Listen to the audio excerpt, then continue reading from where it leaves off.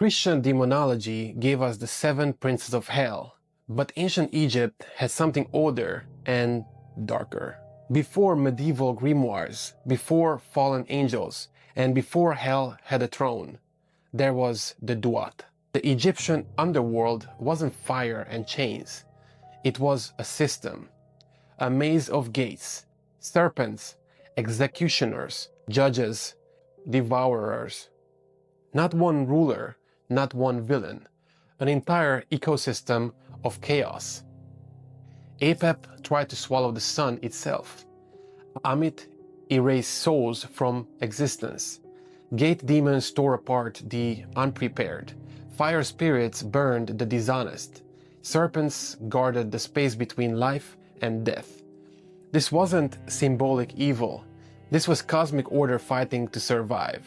Because in Egypt, chaos wasn't a personality. It was a force. And every night, the gods had to defeat it again. Christian hell has princes.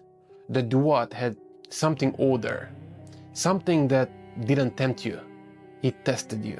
And if you failed, you didn't get punished. You and your existence disappeared.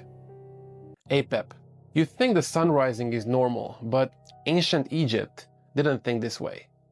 Every night, the sun god Ra sailed through the underworld, and waiting in the dark was Apep, a giant serpent of chaos. Not a symbol, not a snake. A monster so big it could swallow the sky. Apep didn't want power. He wanted everything to stop. No light, no order, no mourning.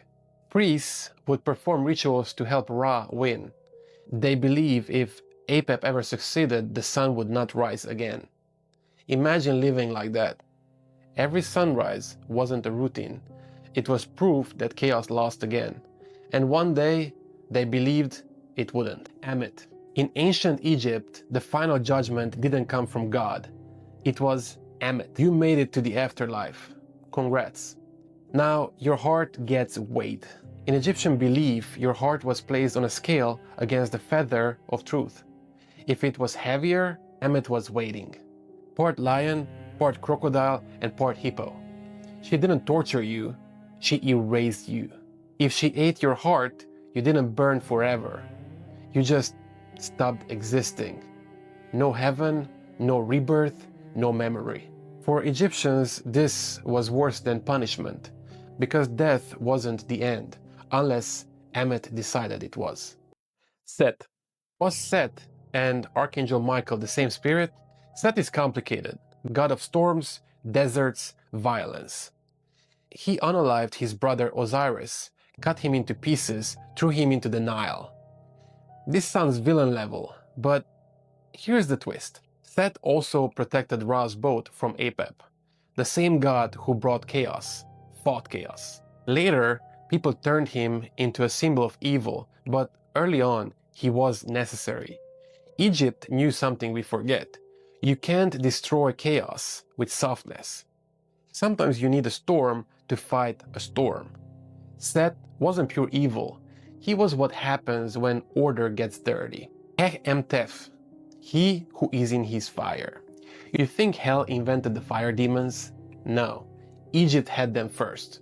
Heh-em-tef means he who is in his fire. That's not poetic, it's literal. These were executioner spirits in the underworld. If your soul failed judgment, they burned you. Not forever, just enough to destroy what you were. Egyptian texts describe flames that had personality, fire that hunted.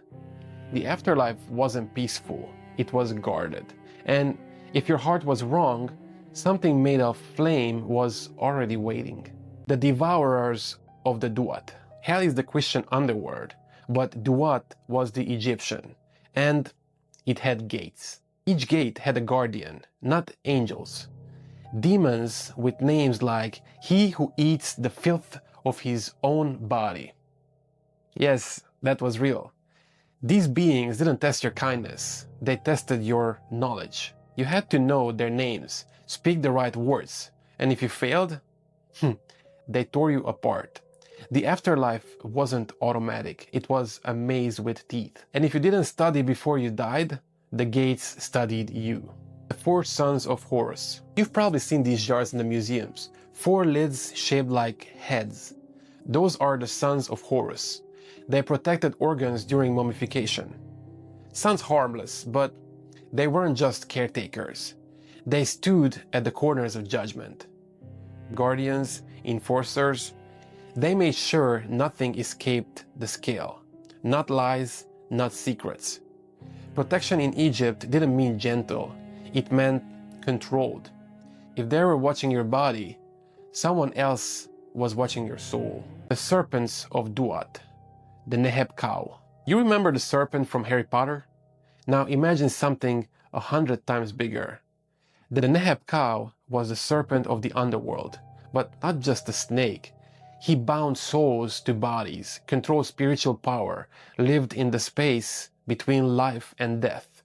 Serpents in Egypt weren't always evil, but they were dangerous. They guarded thresholds, doors, and edges of reality. Crossing from life to afterlife meant passing them.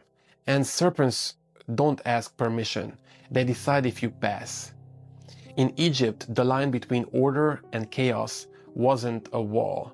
It was a snake, a big snake. The blood drinker from the slaughterhouse. In ancient Egypt, death wasn't just simply called death. Its name was the blood drinker who comes from the slaughterhouse. And that's the actual title, not a metaphor and not exaggeration. Executioner spirit. In some funerary texts, these beings also existed to punish souls who lied during the judgment. If you claimed innocence and weren't, they fed. The Egyptians didn't imagine a gentle afterlife. They imagined accountability, graphic and direct. Because if you thought you can cheat the system after death, something was hungry for you. I'm glad I was able to share some evil from North Africa as well. But remember, this wasn't symbolic evil. This was cosmic order fighting to survive. Because in Egypt, chaos wasn't a personality. It was a force. And what confuses me, every night the gods had to defeat it again and again. And if they failed, everything just disappeared. You disappeared. So hopefully next week, if we're not disappearing, you can come back and watch another video from me. Thanks for watching. Bye.